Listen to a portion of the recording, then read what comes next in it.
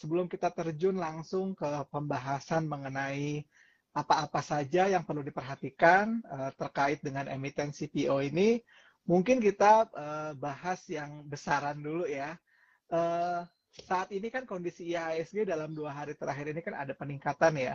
Nah, Iya, eh, bagaimana eh, kita melihat IHSG ke depannya, khususnya dikaitkan dengan apakah ada sentimen-sentimen khusus ya, apakah sentimen positif ataukah sentimen negatif yang dapat mempengaruhi IHSG sampai akhir tahun. oke. Kalau kita flashback ya, sebenarnya kan kinerja ISG hingga baru pertama 2023 bisa dikatakan masih kurang memuaskan ya. Kenapa? Mm-mm. Kalau kita kan memang ISG masih dalam fase yang sideways dengan pergerakan juga stabil di level 6.500 sampai 6.950. Nah, yang kalau saya lihat ini memang tingginya inflasi dan juga komoditas yang masih belum stabil, ini merupakan dari hasil quantitative easing atau pelonggaran kuantitatif yang terjadi pasca pandemi kemarin begitu. Dan juga kalau secara makro, memang kalau kita lihat fokus juga masih tertuju pada the Fed yang masih melihat bahwa sinyal untuk kenaikan suku bunga masih terlihat hawkish atau terdengar hawkish begitu. Dan kalau kita menuju lagi ke Eropa, kalau kita tahu kan kemarin kuartal kemarin masih mencatatkan koreksi yang cukup 2 kuartal terakhir ya. Hal ini kan memang memicu adanya resesi. Nah, ini juga menjadi sentimen untuk IHSG di semester 1 kemarin. Lalu untuk China sendiri sebagai salah satu mitra dagang dari Indonesia juga di sektor manufakturnya juga masih mencatatkan penurunan dan juga untuk impor sendiri juga masih di bawah estimasi. Nah, kalau saya lihat ini sih mungkin fokus sampai dengan akhir tahun ini memang masih tertuju pada penekanan laju inflasi dan juga kebijakan suku bunga yang masih kemungkinan The Fed masih akan melakukan 2 kali hingga akhir tahun begitu. Sebenarnya sih kalau misalnya kita lihat lagi nih secara evaluasi memang kalau pasar saham dari Republik Indonesia sendiri memang posisinya sih tidak overvalue ya kalau kita Mm-mm. bandingkan dengan negara-negara seperti Amerika atau Thailand untuk posisi emerging market ya. Namun Mm-mm. kondisi eksternal yang terjadi ini membawa sentimen negatif dan menenggelamkan kabar positif dari ekonomi kita sendiri yaitu ekonomi Indonesia. Seperti yang kita tahu kan Indonesia juga ekonominya juga masih cukup solid, Masih lalu growing ya. ya betul dan juga inflasi juga kita juga masih terjaga. Kemarin level cadangan devisa yang dirilis oleh BPS juga masih cukup tinggi. Dan terakhir kan memang bagi-bagi emiten dividen jumbo ini kan juga menjadi salah satu sentimen ya. Ternyata memang kalau saya lihat lagi masih fokus juga tertuju pada eksternal begitu. Nah, yang saya simpulkan memang hal ini yang nantinya kemungkinan investor melakukan adanya rotasi portofolio yaitu untuk menyesuaikan kebijakan bank sentral yang saat ini sedang terjadi. Mungkin contohnya ya seperti sektor keuangan yang saat ini mungkin salah satu contohnya. Lalu yang kedua kan kita tahu nih ekonomi kita kan juga sudah pulih. Hal ini membuat konsumsi masyarakat juga meningkat yang berdampak langsung ke sektor retail. Nah, isu dari akhir-akhir ini kan kita sudah tahu nih bahwa kita kan tengah terjadi yaitu fenomena cuaca ya. Nah, ini Mm-mm. juga menjadi salah satu faktor yang mempengaruhi kinerja dari sektor komoditas, terutama yang tadi Pak Lukas sudah mention yaitu non-cyclical khususnya di agriculture seperti itu. Oke. Nah, sebelum kita masuk ke apa namanya ke detail mengenai tadi ya apa namanya cuaca dan lain-lain. Kalau kita perhatikan di tahun 2022 itu kan banyak yang diuntungkan dari pergerakan komoditas berbasis energi ya. Bahkan saham-saham emiten dari berbasis energi batu bara itu betul-betul bisa memberikan dividen yang cukup. Mostly most investor tuh saya lihat performance, dan mereka juga menjadi sektor yang diunggulkan di tahun 2022 lalu. Tapi kan ceritanya agak sedikit berbeda di tahun Betul. 2023 ketika harga energi juga udah mulai melandai. Nah, Betul ya. kemudian juga yang tadi disampaikan untuk sektor komoditas sendiri itu kan banyak dipengaruhi oleh tadi ya faktor cuaca ya, di mana tahun 2023 ini juga ada fenomena El Nino ya kan, karena kan kalau kita lihat masalah cuaca ini kan orang pasti bicara tentang La Nina dan El Nino Oh ya. ya, dua, Adit, dua gimana ya, kalau pada saat La Nina mungkin cuaca banyak hujan, kemudian juga itu kan betul. jadi cukup bagus ya untuk sektor Mm-mm, CPO ini. Nah, betul. bagaimana nih ketika El Nino-nya datang? Ini parahnya gini ya. Kenapa yang kalau misalnya let's say mau memberi masalah kayak kekeringan dan lain-lain namanya El Nino, kok namanya nama cowok ya? Kenapa nggak nggak, itu jokes saja. Jadi sebenarnya apa sih isu El Nino ini akan mempengaruhi dari komoditi sendiri? Apakah nanti akan mempengaruhi dari sisi kualitinya atau dari Hmm, sisi outputnya sendiri atau dari sisi mungkin karena outputnya mungkin ada koreksi sehingga pengaruhnya. ada juga harga juga naik juga Hmm. seperti itu. Mungkin bisa bisa detail deh, Sarlita, untuk fenomena ini deh. Sebenarnya kan kemunculan El Nino ini kan terjadi setelah 3 tahun kita mengalami fase La Nina.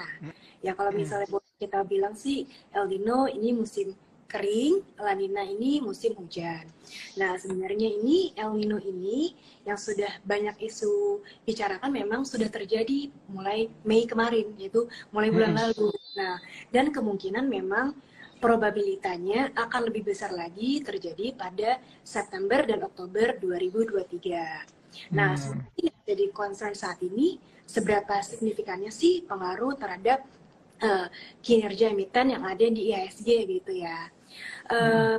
Mungkin kita berbicara mengenai produksinya dulu ya. Kan memang dengan adanya peluang resiko El Nino atau kekeringan ini dapat memicu adanya kebakaran lahan di Indonesia. Nah, Ya. dampak terbesar dari El Nino ini kan akan berimbas pada produktivitas hasil sawit atau yang biasa kita sebut tandan buah segar. Jadi hasilnya itu hasil yang akan CPO hasil dari perkebunan itu kan namanya tandan buah segar. Karena kan kalau terjadi kekeringan yang berkepanjangan nantinya ini kan akan menghambat kegiatan pemanenan. Nah, Hmm. mengingat adanya resiko kebakaran hutan yang terjadi dan juga kabut asap. Kemungkinan ini kan nanti akan menurunkan average yield dan juga extraction rate yang akan dihasilkan begitu. Jadi mau nggak mau produksi yang akan dihasilkan ketika terjadi kekeringan tidak akan maksimal begitu. Nah, kalau misalnya berdasarkan saya kan memang sudah menganalisa beberapa kali nih. Jadi efek Hmm. El Nino ini memang terlihat ini tidak pada saat terjadi sekarang, tapi terjadi itu akan kemungkinan akan terlihat ini setelah 12 bulan setelah kejadian begitu. Hmm. Uh, ya, karena kan memang panen itu kan membutuhkan waktu. Jadi misalnya sekarang kering, mungkin yang akan dihasilkan untuk berbuahnya kan masih menunggu waktunya begitu Pak. Nah, Hmm. berdasarkan historis kayak memang selama saya lihat 3 periode El Nino yang dengan berbagai tingkat keparahan yang berbeda, ini akan berpengaruh kepada harga CPO, yaitu harga Hmm. CPO selama terjadinya El Nino ini berpeluang naik sekitar 5,5%. Oke. Ya, tapi akan naik kembali yaitu hampir sekitar 16% setelah 12 bulan berikutnya gitu. Nah, kami ekspektasikan sih bahwa tren serupa ini juga akan terjadi tahun ini dengan kenaikan utama dari harga CPO ini kemungkinan besar akan terlihat di paruh kedua 2024. Berarti akan mulai terasa di second half tahun 2024 begitu. Nah, Oke. sementara kan untuk tahun 2023 kita tahu nih permintaan juga kita lihat belum recovery-nya juga belum full karena kan masih adanya penurunan ekspor dan juga harga substitusi dari minyak CPO seperti kedelai dan juga minyak nabati lainnya juga masih mengalami koreksi. Hal inilah yang membuat mungkin CPO masih belum pulih demand-nya. Namun kalau kita bandingkan lagi nih secara year on year berarti tahunan, tingginya harga CPO di semester 2 tahun 2023 ini mungkin uh, bisa dikatakan lebih tinggi secara year on year gitu jika dibandingkan tahun lalu. Nah, jadi sentimen terdekat saat ini yaitu ada pada permintaan di India. Karena kan kita tahu pada kuartal 2023 nanti akan ada perayaan Diwali ya. Nah, ini akan meningkatkan demand untuk CPO seperti itu. Jadi sih, nah kalau dalam negerinya ini kita masih fokusnya ke permintaan kita juga pasti akan terus tumbuh ya karena kita kan juga membutuhkan minyak goreng menjelang pemilu apalagi nanti di tahun 2024 lalu juga program biodiesel yaitu biodiesel 35 dan juga mungkin berpotensi akan dikembangkan menjadi B40 di tahun 2024. Nah, sebenarnya sih kalau saya lihat lagi nih memang ada sedikit hikmahnya sih Pak untuk dibalik fenomena kekeringan ini nih. Pertama kan pasti kita tahu nih laba pada semester kedua nanti berpotensi lebih baik karena kan ekspansi margin yang saat ini di kuartal pertama mungkin nggak maksimal, di second half ini akan lebih maksimal karena harga jual rata-ratanya ini yang lebih tinggi. Lalu yang kedua, cost-nya ini kan akan jauh lebih rendah. Kenapa? Karena biaya pemupukan yang turun, yaitu hampir sekitar 50%. Mau nggak mau kan ya pasti marginnya juga akan mentranslasikan margin yang lebih tinggi, begitu. Jadi mungkin, ya, untuk saat ini sih trennya masih harga CPO juga berpotensi pulih sih, Pak. Begitu. Oke, jadi kalau tadi dirangkumkan bahwa ketika fenomena ini terjadi mungkin nggak akan immediately pada saat kemarau terus tiba-tiba udah langsung naik seperti itu ya. Memang perlu waktu dan juga dikaitkan juga dengan dengan kebutuhan baik itu dalam negeri maupun luar negeri. Apalagi tahun depan ini kan tahun pemilu ya, tahun politik ya. Betul. Dan biasanya kalau tahun politik ini kan suka ada nih caleg-caleg dan juga partai-partai yang memberikan sembako-sembako dan biasanya pasti ada minyak gorengnya ya gitu ya. Nanti dikasih foto calegnya, dikasih foto capresnya, seperti itu akan menambah juga demand terhadap CPO tersebut. Oke, untuk teman-teman yang mau bertanya ya coba jangan di komen tapi di Q&A sehingga nanti bisa kita jawab pada saat seksi Q&A. Tolong ya, tadi udah ada pertanyaan, dimasukkan di kolom Q&A gitu ya. Nah, selanjutnya kalau dilihat kan memang dari sisi bisnis CPO ini kan bisnis yang menggiurkan banget ya, Sarlita ya. Bahkan hampir semua usaha-usaha besar ya, konglomerasi besar ini kan terjun ke bisnis ini ya. Kita sebut saja lah Salim Group punya, Sinarmas punya, ya seperti itu ya.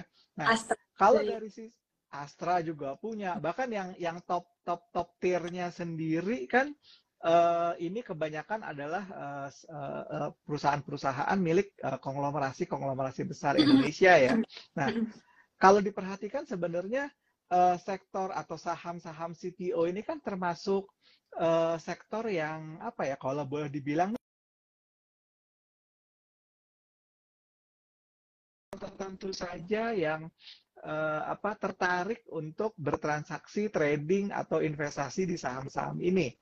Tidak seperti saham-saham yang lain lah, saham kita bilang lah saham-saham kayak perbankan kan mostly kan juga sangat liquidnya sangat tinggi banget gitu ya. Iya. Nah, kalau memang untuk dari sisi sahamnya sendiri atau sektornya sendiri gitu ya, apakah sektor ini, bukan sektor lah, industri ini atau emiten-emiten yang ada di kategori plantation CPO baik dari hulu ke hilir itu valuasinya gimana sih? Kan ada juga orang yang tertarik membeli saham kalau ngelihat valuasinya udah rendah gitu ya, misalnya under value seperti itu. Ini gimana? Apakah apakah sektor ini juga sektor yang dibandingkan dengan sektor-sektor atau industri yang lain di IHSG ini, dia valuasinya lebih murah, sehingga mungkin saja nih ya, banyak orang yang akhirnya tertarik untuk chip in di saham tersebut. Oke, kalau misalnya kita berbicara valuasi mengenai sektor CPO, mungkin untuk saham-saham CPO memang umum digunakan itu biasa price to earnings, yaitu PE ratio. Kita biasalah mengenal istilah itu ya. Karena kan biasanya kalau kita tahu nih kenapa kita pakai PE, karena biasa perusahaan CPO ini kan sudah memiliki laba bersih. Cuma ada saatnya ketika harga CPO itu melemah, kecenderungan PE rasio ini akan menjadi tidak relevan. Nah, hal inilah yang membuat laba dari perusahaan ini juga relatif cukup kecil. Jadi kalau saya bilang untuk mengukur valuasi dari CPO ini tidak cukup hanya menggunakan PE gitu. Mungkin yang kedua, indikator yang bisa digunakan yaitu evaluasi terhadap enterprise value terhadap hektar, atau yang kita biasa sebut nilai buku dibagi dengan jumlah saham tertanam. Karena kan biasanya kalau sektor CPO ini ada land bank ya. Nah, land bank ini nanti akan menentukan EV per hektarnya ini apakah sudah murah atau memang semakin apakah masih mahal. Nah, EV ini yang menentukan yaitu average dari mature atau tidaknya, yaitu profil umur dari tanaman-tanaman yang ada di emiten begitu. Nah, intinya sih semakin murah dari enterprise value per hektar, berarti valuasi juga akan semakin murah.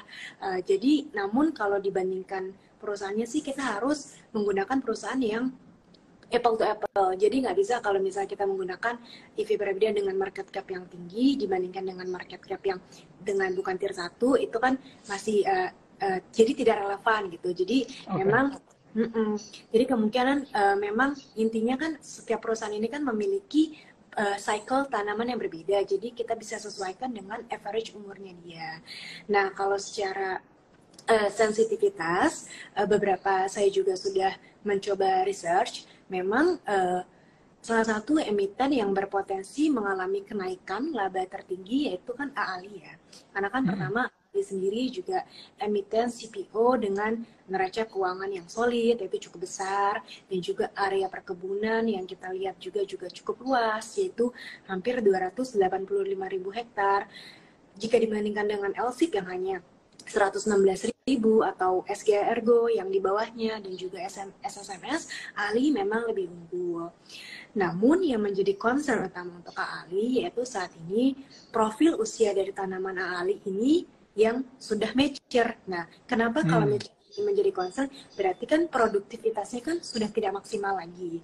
Nah, hasil yang akan diperoleh dari tandan buah segar ini kemungkinan tidak akan produksinya tidak akan sebanyak lahan-lahan yang memasuki usia belum mature gitu, masih fresh, masih prime. Gitu. Betul, benar-benar. Jadi ya mungkin untuk AALI concern di situ. Tapi untuk yang kedua kita juga lihat nih LSIP kan memang ya kita tahulah dia pasti CPO dengan sahamnya terliquid ya, kalau kita tahu ya, posisi cashnya juga ketahanan fundamental, karena kan dia menggunakan strategi zero debt level, yaitu di mana perusahaan tidak memiliki biaya bunga. Jadi margin keuntungannya yang didapat juga pasti akan lebih stabil atau bisa kita lihat lebih terjaga. Nah, dari kedua ini memang AALI dan LSIP memiliki valuasi yang cukup menarik ya. Karena kalau kita lihat dari EV per hektar masing-masing juga cukup murah, yaitu di level 5.500 US dollar per ton dan US dollar 3.000.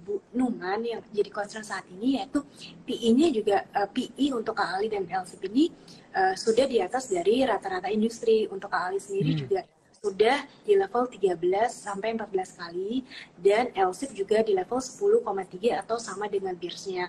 Jadi bisa dikatakan untuk near term atau jangka pendek kami belum merekomendasikan, tapi jika ingin long term kita bisa melihat AALI dan LSIP begitu.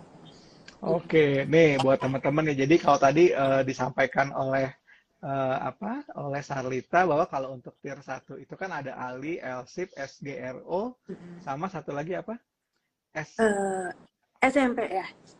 SIMP ya, which is adalah grupnya Salim juga ya. Nah, Salim.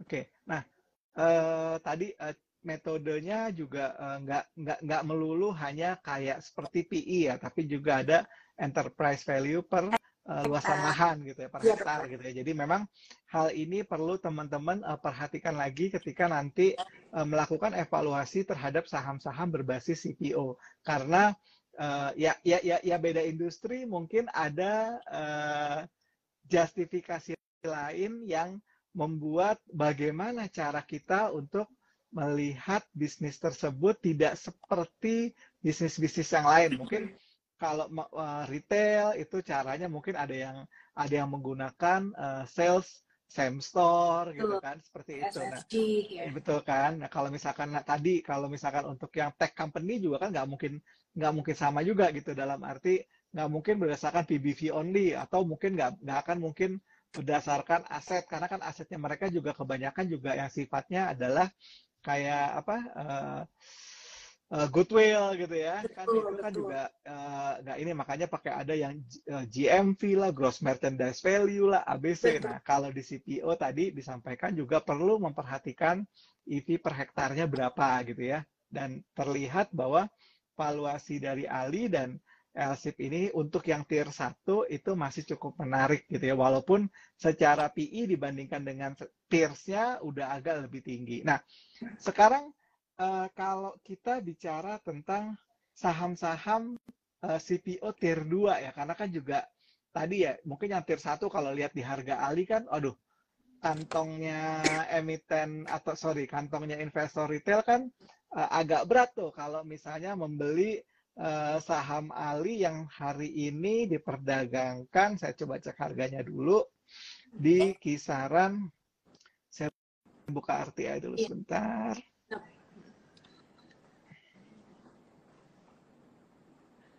Sebentar. Artinya Ali harganya berapa sih hari ini? Nggak. Oh, ini udah kebuka. Sorry. Di harga 7.950. Nah, mungkin orang juga akan mencari, ada nggak sih alternatif perusahaan emiten CPO yang tier 2-nya yang mungkin harganya, mungkin harga ya, bukan valuasinya ya. Harganya lebih kompetitif di kantong lah ketimbang harus nebus saham Ali. Nah, mungkin bisa Sarlita kasih gambaran kalau CPO yang tier 2 kayak DSNG, kemudian kayak SSMS, itu apakah sudah cukup menarik untuk dilirik? Oke. Kalau kita lihat di SSMS ini kan ceritanya memang kalau secara fundamental kan produktivitas dia kan tanamannya lebih baik dibandingkan kompetitor. Mm-hmm. Nah ini kalau kondisi cuacanya normal ya, tanpa adanya El Nino. Yield yang dia ini mencapai ini bisa sampai 24,4 ton per hektar, atau masih jauh di atas rata-rata industri sejenis, yaitu sekitar 18 atau 19 per ton lah, saya lupa. Sehingga kan nanti hasil CPO rate yang dihasilkan pasti akan lebih tinggi dibandingkan rata-rata industri yang sekitar 4,4 kali. Kalau saya ingat sih SSMS itu sekitar 6,4 ton deh.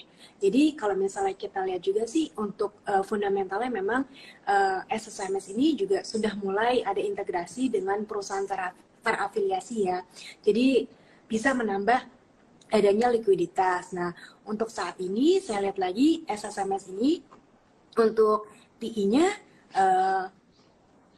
SSMS kalau PI-nya ini kan di level 11 kali ya. Jadi kalau menurut saya sih untuk SSMS ini harganya sudah di atas rata-rata ya. Atau kalau kita lihat less atraktif atau kurang begitu atraktif. Lalu tadi apa Pak? DSNG ya Pak? DSNG. Iya. Nah, kalau DSNG itu kan kinerjanya kalau nggak salah ya di hingga first Q 2023 ini kan masih cukup solid ya, yaitu masih membukukan laba bersih lah dengan margin laba kotor itu berada di level 23-25%. Nah, ini bisa dikatakan sama dengan margin laba kotor AALI dan juga LSIP. Nah, dengan harga yang saat ini nih, yaitu di level 600-an deh Pak, kalau saya terakhir dapat 700 ya. PI-nya tuh kan masih di angka di bawah rata-rata industri ya, yaitu di level 5 atau 6 kali ya. Jadi kalau menurut saya sih DSNG ini cukup atraktif ya dan cukup menarik karena PI-nya juga masih di bawah dan juga market cap juga relatif tidak tidak bawah banget, yaitu sekitar 7 apa 6 T, saya lupa. Jadi 6,5 triliun. iya. Jadi kalau menurut saya sih untuk DSNG juga cukup menarik ya, begitu. Oke, ya memang kalau diperhatikan kalau lihat dari yang saham-saham kategori tier 2 ya dengan kapitalisasi yang ada kan TAP G itu 12, kemudian DSNG itu 6,5, terus SSMS itu sekitar 11. Jadi SSMS mungkin levelan apa namanya PI-nya ya. Udah levelan di PI-nya sama kayak levelan market cap-nya udah sama kayak TAP G ya, TAP G, iya. SSMS itu sama gitu ya, Betul-betul. gitu. Yang memang tier berikutnya lagi mungkin yang masih lebih rendah lagi, mungkin yang di halving ya dari DSNG itu mungkin yang lagi ramai sekarang kan orang lagi ngomongin soal ANJT ya, Oh ANJT kan 3 iya. triliun gitu kan, seperti itu. Nah, kalau diperhatikan juga kan dalam 2 tahun terakhir ini juga banyak sekali emiten-emiten CPO yang baru ini ya, yang baru listing ya di bursa ya. IPO ya. Kita perhatikan juga ada punyanya John Lynn, kemudian juga ada punyanya siapa namanya emiten SSMS ya, yang juga saya juga ikut IPO-nya Iya. juga gitu kan, juga Iya, tertarik iya. seperti itu. Nah, kalau melihat fenomena banyaknya emiten-emiten CPO yang baru ya, ini memang apakah secara industri sendiri eh, perusahaan-perusahaan CPO ini sudah untung semua, Sarlita? Sebenarnya sih kalau misalnya secara berarti kan kita ngomongin laba bersih ya. Nah, Mm-mm, mm-mm.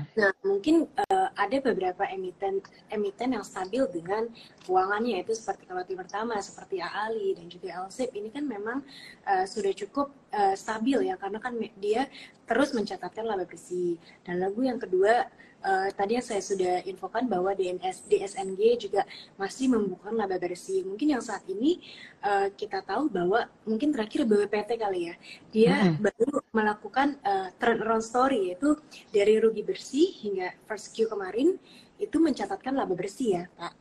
Nah kemarin juga saya sempat ada investor gathering, memang intinya juga sih manajemen BWPT ini akan berusaha ngembangin dari land bank ya. Jadi kan kemungkinan kan average yield dari BWPT ini kan masih di bawah rata-rata industri ya. Jadi sekitar 17,2 tons per hektar. Nah kalau misalnya saya lihat sih dengan adanya replanting yang baru dan juga adanya peremajaan dari tanaman dari BWPT ini mungkin akan menarik ya karena kan ini kan menarik karena apa? Karena nanti akan menselesaikan produksi yang lebih baik lagi. Dan juga kalau saya lihat lagi BWPT ini juga baru divestasi beberapa anak usahanya ya. Nah, hal ini kan juga berpeluang untuk menurunkan debt-nya dia, yaitu debt equity ratio-nya juga ke depannya mungkin akan lebih rendah gitu. Nah, kalau saya lihat lagi nih berdasarkan valuasi, mungkin kalau saya lihat nih yang masih di bawah dari rata-rata industri ini bisa dikatakan bisa melihat PBLA. Kalau berdasarkan ini saya ngomong berdasarkan PI-nya ya. PBLA itu PI-nya masih 4 sampai 5 kali, mungkin masih menarik untuk dilihat. Dan juga kalau kita tahu juga seperti TAPG memang saat ini PI-nya juga masih di bawah rata-rata industri, yaitu di level 6 sampai 7 kali. Dan juga untuk IV per hektarnya juga untuk TAPG juga relatif murah, yang ini menunjukkan bahwa Triputra ini masih cukup cenderung atraktif gitu Pak. Untuk target price saya nggak bisa bilang karena kan saya belum cover dan juga belum tahu detailnya. Mungkin nanti untuk target price bisa ditanyakan ke teknikal begitu. Seperti TAPG, Tebla, dan juga Gesco mungkin kali ya Pak. Oke. Nah, memang kalau kita lihat kan juga tadi ya, kalau kita lihat dari sisi dari sisi kapitalisasi sendiri kan juga masih banyak sekali saham-saham sawit ini yang cap-nya di bawah 2 triliun ya, gitu. Masih banyak lah. Tadi disebutin beberapa nama kayak BWPT, Lalu yang kemarin juga baru IPO MKTR juga masih di bawah 2 triliun kapitalisasinya. Lalu kalau kita lihat GoSco ya tadi sebentar, GoSco itu Market cap-nya kapitalisasinya juga only half trillion gitu loh. Jadi ya memang 500 yuk lah. betul. Jadi memang kalau diperhatikan ini magnitudenya agak sedikit berbeda antara pemain-pemain utama dengan pemain-pemain yang level-level berikutnya. Bahkan kalau kita lihat SSM NSSS ya yang baru IPO kemarin ya itu udah di 5 triliunan gitu loh. Dan berarti memang inilah yang membuat kita perlu melihat-lihat gitu ya. Apakah kita mau main di tier 1, tier 2 premium atau tier 3 yang memang masih kita bilang masih kecil gitu ya dari sisi kapitalisasi. Nah, untuk mungkin sebelum kita masuk ke sesi tanya jawab, kita ada beberapa yang sudah melakukan pertanyaan di sini. Sebenarnya kalau kita memperhatikan sektor CPO ini kan juga awalnya kan kalau dibilang bahwa CPO ini masuk ke sektor consumer non cyclical, tetapi dari sisi dari sisi harga komoditas sendiri ini kan juga ada siklusnya juga ya tadi ya, dikaitkan juga dengan usia, dikaitkan dengan cuaca. Idealnya perusahaan-perusahaan CPO di Indonesia itu bisa cuan kalau harga CPO tuh berapa ringgit ya? Nah, waktu itu pernah saya analisa juga ya bahwa kalau misalnya bisa cuan itu setelah harga Malaysia Ringgit itu di level 3.000 gitu. 3.000 Jadi dengan ya? Iya, kenapa? Karena kan cost-nya dia berarti kan udah mentransaksikan, udah bisa ditranslatekan dari average selling price menjadi cost, nanti untuk laba bersihnya juga sudah ada gitu. Jadi kemungkinan sih memang idealnya di level 3.000 Malaysia per ton seperti itu.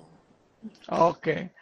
Thank you Sarlita. Sebelum kita masuk ke sesi tanya jawab, saya akan invite Project untuk join untuk menjawab juga nanti pertanyaan-pertanyaan yang terkait dengan teknikalnya dari saham-saham CPO ini ya. Oke, kita invite Project dulu, tapi sebelum Project masuk ya atau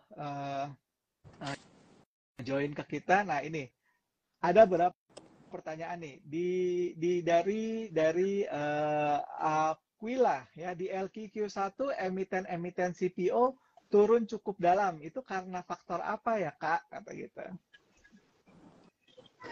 Ini untuk ke Sarlita dulu ya, ada labanya kenapa kok cukup turun di kuartal 1 2023 ini Kak? Berarti kan kalau misalnya berbicara dengan laba, berarti kan ada beberapa faktor. Pertama bisa produksinya yang lebih di bawah dari estimasi atau dengan harga jual rata-rata yang di bawah. Nah, kalau saya lihat sendiri kan memang di first Q 2023 harga CPO ini tidak setinggi di kuartal-kuartal berikutnya begitu. Jadi kemungkinan memang cyclical di saham CPO untuk di first Q memang paling rendah dibandingkan kuartal-kuartal lainnya. Jadi bisa dikatakan ketika sudah memasuki semester kedua, kemungkinan margin yang dihasilkan dan juga bottom line yang didapat ini akan jauh lebih baik dibandingkan kuartal 1 begitu. Oke, jadi memang satu dari sisi siklikalnya sendiri memang kecenderungannya bahwa Q1 itu underperform ya. Kemudian dikaitkan dengan harga, dikaitkan dengan kapasitas produksi seperti itu ya, sehingga ada kecenderungan memang ini secara siklikalnya memang turun gitu ya. Betul. Oke, pertanyaan berikutnya kita coba jawab. Oke, ini ada pertanyaan lagi nih ya. Bila harga CPO-nya naik rata-rata 16%, EPS-nya bisa naik berapa persen Kak rata-rata? Berarti kan kalau itu saya harus hitung detail sih itu kan, karena kan memang itu berarti analisa sensitivitas ya. Nah, Berarti kalau misalnya saya waktu itu pernah hitung, jadi ketika harga 1%, harga CPO naik, yaitu 1% itu kan bisa berapa Malaysia ringgit ya, saya lupa, sekitar 100, saya lupa, jadi ketika 1% harga CPO naik, terutama laba-laba seperti AALI dan LSIP ini akan naik hampir 10-15%. Nah, kemungkinan kan IPS akan mengikuti begitu. Jadi, kalau secara garis besar ketika ya berdasarkan analisa sensitivitas itu yang akan terjadi begitu. Jadi ketika harga CPO naik 1%, laba bersih juga akan naik sekitar 10-15% begitu. Tergantung dari karena kan memang di dalam revenue-nya ini kan ada macam-macam seperti ya. Kalau LC kan pure dari upstream dan dia tidak ada produk turunannya. Kalau SMP kan memang ada produk turunannya seperti bimoli. Nah, itu kan nanti akan mempengaruhi marginnya begitu. Dan juga seperti Tebla, dia kan memiliki gula. Ini kan pasti kan akan berpengaruh kepada hasil dari margin yang diperoleh begitu. Jadi ini saya ambil berdasarkan pure dari emiten yang memiliki revenue yang tinggi di upstreamnya begitu. Oke, kalau diperhatikan sisi ini ya, Sarlita ya, untuk saham-saham berbasis CPO sendiri atau perkebunan sendiri, itu yang lebih profitable itu memang yang punya hulu ke hilir dalam arti sampai tadi ya kayak SMP, TBLA, itu yang lebih oke dari sisi kestabilan earning atau laba, atau yang nggak seperti itu gitu loh. Kan kita kan nggak pernah tahu Ali itu misalkan punya produk kayak Bimoli kayak gitu kan, kita nggak pernah tahu. Mungkin curah-curah aja gitu. Nah, kalau dari sisi perbandingan sendiri, emiten CPO atau emiten agro ya yang punya hulu ke hilir itu apakah lebih bagus untuk dijadikan target investasi atau yang tadi yang cuma di upstreamnya aja? Jadi kan kalau misalnya kita lihat upstreamnya itu kan mungkin seperti LSIP ya. Jadi LSIP ini salah satu yang sangat berpengaruh ketika harga CPO naik, kemungkinan marginnya juga akan naik. Namun ketika harganya turun, pasti labanya juga ikut tergerus. Nah, mungkin yang bisa saya tekankan ketika emiten CPO ini memiliki bisnis dari hulu hingga ke hilir, ini apakah kinerja keuangannya ini akan stabil atau enggak. Sebagai salah satu ambil contohnya kan SMP ya. SMP kan memang memiliki bisnis dari hulu ke hilir. Nah, tapi kalau saya lihat dari kinerja keuangannya, sebenarnya bisnisnya SMP ini terkendala dari operating profitnya, yaitu masih tetap mencatatkan negatif. Kenapa? Karena margin usaha per divisinya ini nggak stabil. Jadi kan ini membuat bottom line-nya dari SMP ini kan akan berpengaruh begitu. Nah, dan kalau kita lihat lagi di sisi lain juga dengan adanya kenaikan dari harga CPO, ini kan membuat COGS atau cost-nya dia untuk minyak nabati ini kan naik. Jadi kan sehingga operating profit margin-nya juga ikut turun. Jadi kalau menurut saya sih memang intinya ketika ada perusahaan dari hulu ke hilir, yang perlu kita tahu apakah margin usaha per divisinya ini stabil atau tidak begitu. Oke. Oke, thank you untuk Sarlita. Nah, sekarang kita udah mulai nih undang Project ya. Malam Project. Halo. Halo Sarlita. Halo. Oke, nah, tadi kita udah bahas industrinya, udah bahas posturnya, udah bahas valuasinya. Nah, sekarang kita akan coba bahas emiten-emiten CPO dari sisi teknikalnya ya. Yang pertama mungkin kita lihat juga dulu dari yang tier 1-nya dulu ya, ALI dan LSIP ya. Gimana Project secara teknikal Project? Oke, untuk ALI sih menurut Project upside-nya masih cukup panjang ya, karena di bottom ini dia Project lihat ada pola inverted head and shoulder ya yang Project lihat ya. Jadi kayaknya sih memang upside-nya sih masih cukup oke. Paling tidak sih ke high terdekatnya 8350 ya. Menurut Project sih 8350 juga masih oke lah untuk dipantau ALI. Karena so far sih secara weekly juga dia baru tembus MA20, terus juga karena sudah ada reversal pattern di bottom juga kayaknya sih trennya memang confirm reversal sih. Volumenya juga Oke. juga cukup meningkat, jadi ya cukup menarik sih untuk dipantau. Oke, itu untuk Ali ya. Kalau untuk LSIP,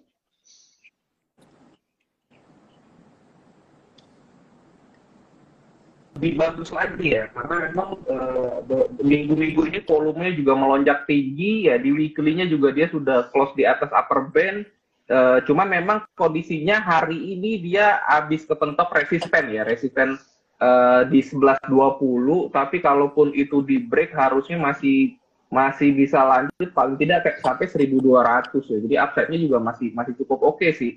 Minimalnya sampai 1.200 untuk LSIP. oke, itu untuk LSIP ya.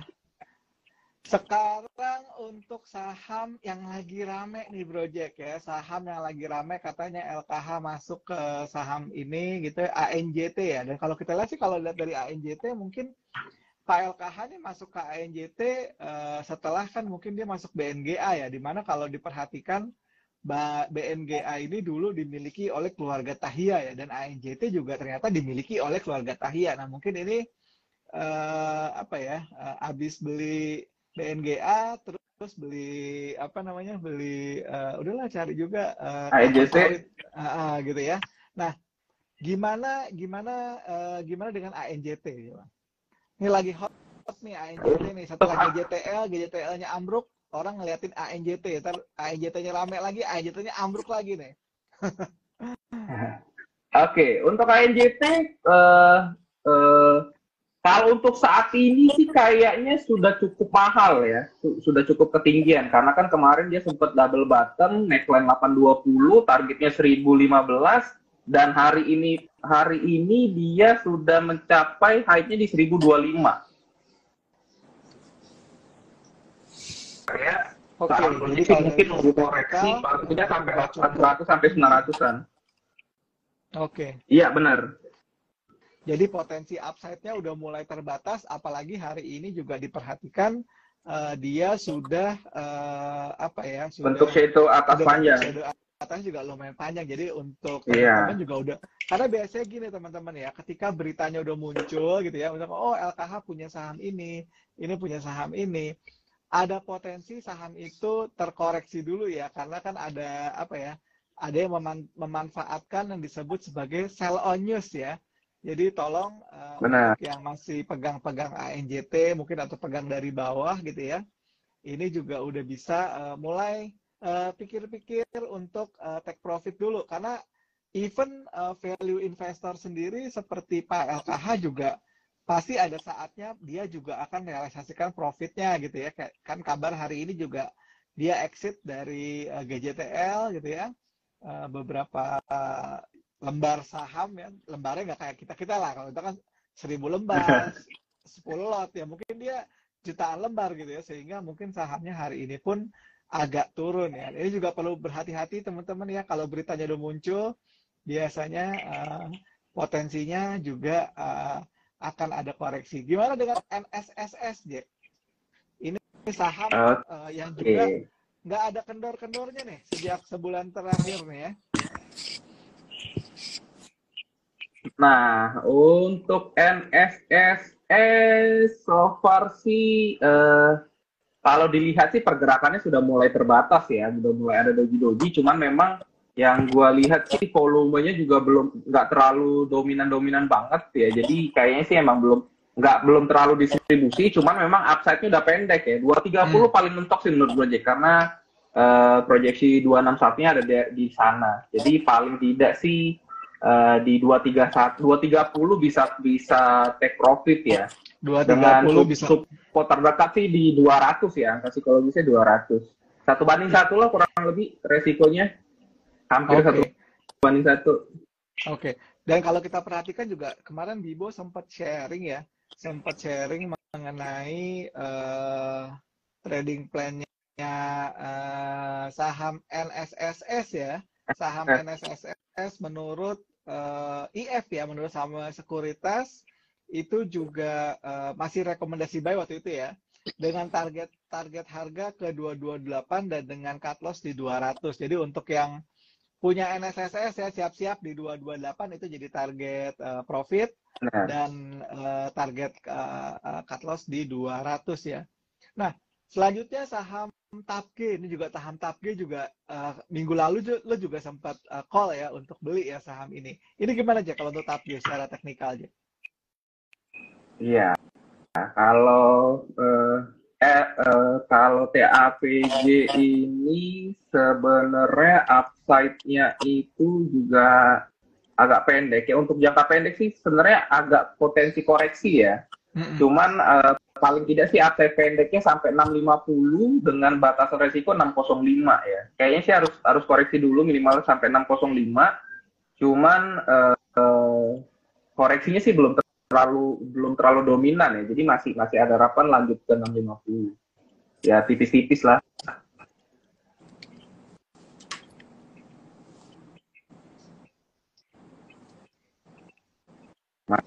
Masih nggak terlalu ini banget sih TAPG. Oke. Kemudian tadi yang disampaikan ada cerita turnaround yaitu saham BWPT. Gimana dengan BWPT, J? Ini sangat goreng. Untuk BWPT belum ada denyut nadinya ya, dia masih bikin barcode, volume juga belum ada. Nggak tahu deh, Project belum lihat di order booknya, kayaknya sih nggak terlalu liquid ya sekarang ya kayaknya. Cuman nanti teman-teman bisa konfirmasi lagi. Cuman so far sih kalau dari teknikal dia ini butuh kuncian breaknya di 60 ya. Jadi setelah 60 sih bisa dipantau lagi ya. Karena dia sideways-nya range-nya 60 sampai 54 ya. Oke. Jadi kalaupun sekarang di 57 agak nanggung ya, agak di tengah-tengah, jadi lebih baik setelah dia break ya. Kalau bisa didukung dengan volume, lebih mantap. Oke. Kalau untuk Sarlita ini ada pertanyaan, emiten CPO yang saat ini bisa dibilang punya prospek paling bagus untuk investasi, mungkin sampai tahun depan deh. Tadi udah saya mention sih untuk long term mungkin bisa dilihat AALI dan LSIP ya.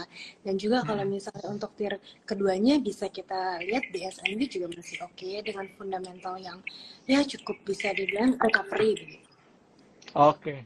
Ya. Oke, untuk teman-teman yang tadi ada bertanya, Project boleh nggak share screen gitu ya? Mohon maaf, ini kan Instagram live kita modelnya kan memang tidak bisa live bagi screen ya, atau kayak polanya kayak di TikTok live di mana screen itu ditampilkan.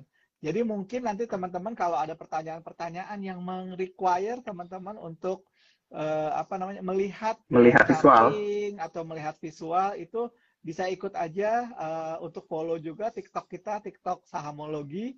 Karena kalau untuk di TikTok Sahamologi itu live-nya udah lebih enak gitu loh. Lebih enak dengan charting dan lainnya, bisa ada PPT, bisa seperti itu. Tapi kalau lagi live seperti ini memang kita akan lebih banyak bicara tentang narasinya aja gitu ya. Oke, berlanjut ya. Project, bagaimana dengan UNSP? Ini nih. Ini pasti tim Bakri nih ya, tim Bakri. Alumninya Bibo juga nih, Bakri. Bertanya dengan UNSP ya, United Sumatera Plantation. Iya benar, Bakri Sumatera Plantation. Gimana dengan saham Bakri Sumatera Plantation? Betul. UNSP sih kayaknya belum ada ininya ya, belum ada yang dominan karena dari bentuk candle-nya juga nggak solid ya, banyak shadow, terus juga banyak gap up dan close-nya juga merah. Belum urgensi untuk beli UNSP belum ada sih, karena sebenarnya toh tadi ya kayak kata Sarlita juga yang bagus-bagus tuh juga masih nggak terlalu mahal-mahal banget, dan yang bagus juga rally-nya belum jauh-jauh banget, jadi kayaknya sih belum butuh lah sampai diversifikasi ngintip ke yang gorengan kayak gini. Karena dari teknikal sih masih sangat-sangat belum menarik ya. Ya, jadi teman-teman kalau ketika kita melihat sebuah saham itu, yang pertama memang kita harus fokus ke tier 1-nya dulu ya. Ke tier 1-nya seperti apa, karena kan juga mereka sebagai sebagai saham leading indikator yang memang menjadi ya tadi leading indicator. setelah nanti misalkan tiruannya nggak sesuai budget gitu ya, budgetnya udah nggak oke kayak LSIP seperti itu, lihatlah saham-saham tier berikutnya yang memang secara brand name juga masih cukup strong ya, masih cukup bagus ya. Misalnya tadi ya kayak TAPG kan juga lumayan bagus gitu, apa namanya kepemilikannya, kemudian juga ownernya seperti itu, dan juga historicalnya seperti itu ya. Supaya apa? Supaya teman-teman juga bisa fokus ngelihat big picture-nya, lalu diturunin dengan saham-saham yang terbaiknya dulu. Sama lah kayak kita misalnya bermain di sektor finance gitu ya. Yang kita perhatiin dulu adalah 3 besarnya, BCA-nya. BCA, Mandiri gitu ya. Sama kayak main di batubara gitu juga, dilihatnya 3 besarnya dulu gitu loh. Karena kenapa disampaikan bahwa ketika kita melihat sebuah saham itu, satu, pahami fundamental yang terbaik, kemudian baru kita perhatikan pergerakannya. Kalau misalkan fundamentalnya juga mungkin kurang baik, kemudian juga pergerakan sahamnya juga cenderung kayak tidak ada kecenderungan tren naik atau tren turun, seperti itu ya, better bisa dihindari dulu ya, seperti itu. Oke, kemudian pertanyaan berikutnya, ini yang mungkin pertanyaan terakhir ya, pertanyaan terakhir sebelum kita tutup.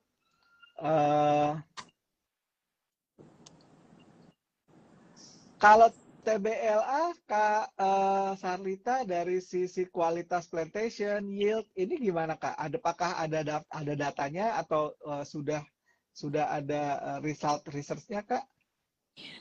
Buat TBLA sih, karena kan emang aku nggak cover ya, jadi nggak begitu tahu detail. Terakhir kan memang untuk PI-nya tadi udah saya mention itu sekitar 4,9 sampai 5 kali. Dan untuk EV/EBITDA-nya juga masih di 4 kali. Jadi kalau secara valuasi untuk 12 bulan ke depan memang TBLA ini relatif cukup atraktif gitu. Dan gross profit margin dia juga sebenarnya sih di tengah-tengah sih, nggak begitu tinggi juga, nggak begitu rendah. Jadi ya bisa dikatakan ya so-so aja. Jadi kalau untuk TBLA mungkin ya bisa untuk di ini dulu sih, maksudnya belum ada yang benar-benar untuk signifikan bisa diatraktifkan gitu. Oke, kalau dari sisi teknikalnya gimana Bro Jack? Teblak. Sisi teknikalnya sih oke ya. Dia yang rally paling kenceng, terus juga dari retracement-nya juga dia udah lewat 38, berarti kan minimal targetnya di 50 sampai 61. Cuman memang belum ada koreksi ya. Ini yang agak mengkhawatirkan, dia belum ada koreksi, terus juga shadow atasnya juga terlalu panjang, dari sisi box console juga resikonya masih di 775, jadi upside-nya 850, top resiko 775. Jadi agak ngeri ya sebenarnya ya. Kalau misalkan pun berani beli karena ngelihat fundamentalnya, mungkin lebih cenderung buat cicil beli dulu ya. Karena resikonya bisa sampai 775. Oke, kalau kita perhatikan juga di aplikasi Sahamologi ini, TBLA sudah kita call dari tanggal 14 bulan 6 ya, 4 bulan Juni ya, di levelan harga 650 pada saat dia break dari konsolidasi bulan Juni ya. Nah, ya, dan saat ini juga sudah running profit 26%. Jadi sebenarnya kayak tadi ya, saham-saham kayak TBLA ini mungkin saham-saham nggak populer ya, nggak banyak sekali dibicarakan oleh orang, tetapi kalau memang teman-teman punya gacoan saham-saham tertentu, ketika kita masukkan ke dalam aplikasi Sahamologi, ketika dia muncul sinyal buy, sinyal sell, itu juga bisa jadi pertimbangan untuk beli atau untuk jual ya. Nah, yang terakhir Bro Jack ya, sebelum kita tutup ya, tadi TBLA udah, NSSS udah, kita lihat satu lagi tadi TAPG ya. Nah, yang baru saja IPO yaitu MKTR ya, MKTR Mentobi. Gimana secara teknikal Bro Jack? Mentobi. Karya utama. Kalau ini sih dari bentuk candle-nya aja kelihatan banget nggak liquid ya, karena dia trennya turun tapi candle-nya hijau. Ini agak apa ya? Agak unik ya. Jadi menurut Gojek sih ini lebih baik dihindarin dulu, kecuali nanti mungkin ada lonjakan volume yang yang clear ya, dan so far sih memang volumenya juga menghilang ya sejak bulan Maret ya, akhir dari rally dia. Jadi menurut Gojek sih ini belum menarik sih. Oke. Jadi buat teman-teman juga ketika kan kayak tadi ya, saham-saham yang baru IPO atau seperti itu, ya memang harus dilihat pergerakannya secara konsisten ya. Baik itu yang ada story atau nggak ada story, yang di-maintain atau yang tidak di-maintain gitu ya. Supaya apa? Supaya kita tidak salah dalam menaruh uang kita, meresikokan uang kita di saham-saham sektor CPO ini ya. Kalau tadi kata saran Sarita sih better fokus di tier 1-nya gitu ya, atau tier 2-nya yang memang dimiliki oleh grup-grup yang memang sudah punya tangan dingin ya, punya tangan dingin dan punya kemampuan untuk menyulap apa ya, sawit menjadi emas gitu ya. Mungkin sebelum kita closing dari Sarlita ada yang mau disampaikan sebagai penutup? Oh, oke, mungkin buat para investor aja kali ya kan, dari pengalaman saya berinvestasi di komoditas, karena kan mungkin sekarang bahasanya kayak FOMO gitu ya, kayak ikut-ikutan saham naik cepat, kita nggak usah langsung ikut-ikutan untuk FOMO gitu, karena kan keputusan trading yang cepat ini kan juga memiliki probability-nya rendah. Dan juga kalau untuk saham komoditas ini kan harganya naik kencang, biasanya kan akan terjadi pullback gitu, walaupun kondisi harga komoditas berada dalam cycle yang sangat bullish seperti sekarang kan. Nah, kalau misalnya saya saranin sih strategi yang lebih baik ini biasanya kalau memang dalam cycle yang sangat bullish seperti sekarang ya, itu bisa melakukan dollar cost averaging atau biasa kita sebut buy on weakness ya, karena kan sifatnya komoditas ini kan cyclical. Jadi tentu saja volatilitas saham ini juga pasti akan sangat tinggi. Namun ya saya lihat lagi sih mungkin perlu kita lihat lagi sih. Jadi intinya sih bisa perlu berhati-hati aja gitu. Oke. Oke teman-teman, jadi semua saham ada masanya, semua masa ada, saham ada masanya, setiap masa ada sahamnya gitu ya. Jadi kalau misalkan tahun lalu ada masanya saham energi, ya kita mungkin aja nih ketika El Nino ketika harga sawit juga membaik, ada pemilu dan lain-lain, ada peluang juga di saham-saham saham-saham komoditas CPO ya. Dan tadi udah terbukti ya. Saham TBLA kalau kita beli dari bulan Juni 2016 kemarin di sinyal sahamologi udah bisa dapat cuan sekitar 30%-an gitu ya. Nah, kita pasti akan bertanya kan, Om, saham yang the next TBLA-nya dari sektor perkebunan apalagi gitu kan. Nah, dilihat aja pergerakannya secara detail di aplikasi sahamologi. Ikutin aja sinyal fresh buy dan sinyal fresh sell-nya seperti itu. Dan jangan lupa teman-teman untuk buka rekening juga di Lotus Andalan Sekuritas ya. Nanti kalau membuka rekening dengan setoran awal 1 juta rupiah, Bibo akan kasih 2 bulan free aplikasi sahamologi. Untuk link pendaftaran nanti bisa DM ke Bibo untuk Bibo kasih linknya sehingga teman-teman bisa mendapatkan manfaat dari penawaran ini. Thank you buat Sarlita, thank you buat Project, dan thank you juga buat seluruh audiens yang sudah stay dari jam 8 sampai jam 9 ini. Selamat malam, terima kasih dan salam cuan. Bye-bye. Bye.